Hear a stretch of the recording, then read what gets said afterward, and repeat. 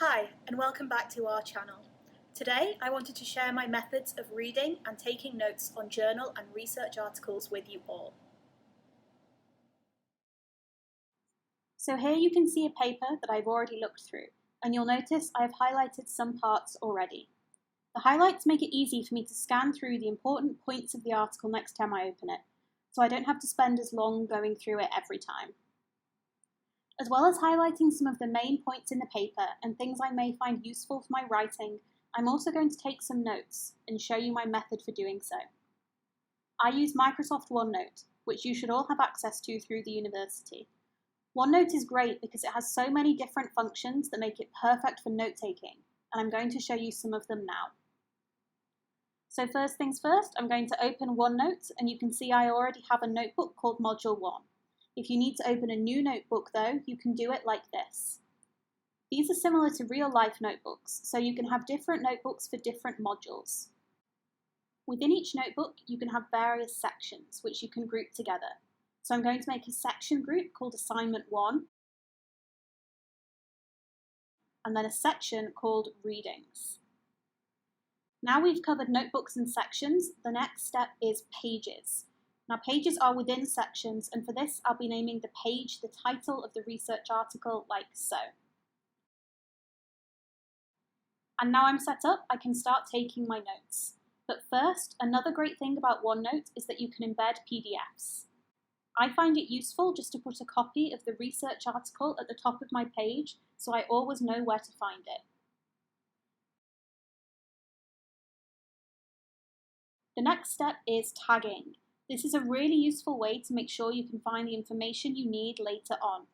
OneNote has a variety of tags already, but you can also make custom tags to suit your needs. So I'm going to make a custom tag for literature notes, and then tag the title like this.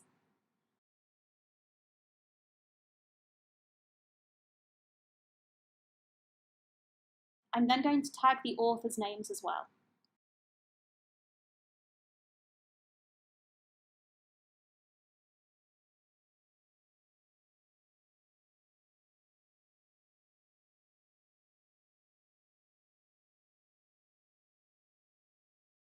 Later on, I can search for tags like this and easily find the information I need.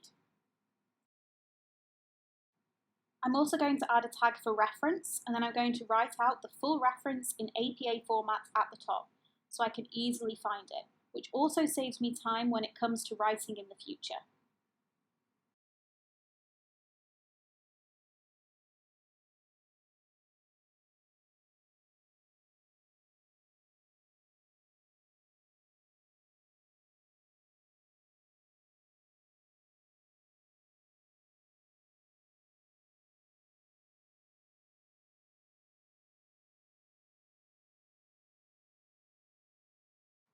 So now I have the reference and my tags set up, what I'm going to do is start to scan through and look for anything that I can pull out that could be useful for my writing later. Now, this won't be everything that I've highlighted, because I use highlighting a little more broadly to help me find what I'm looking for and orient myself within the article. So I'm not including everything I've highlighted, but often what I include will have been highlighted, if that makes sense. The first thing I want to include is this useful quote I found.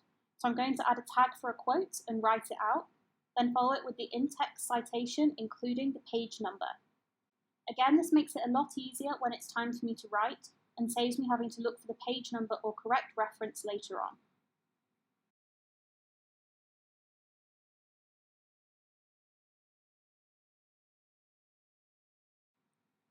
Something else interesting about this quote is that it references a work that I also want to read.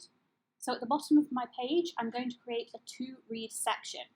I'm going to write down the name and the date and then tag them as to read. That way, when I finish this article, I can go on to look at these other articles that might be relevant or helpful.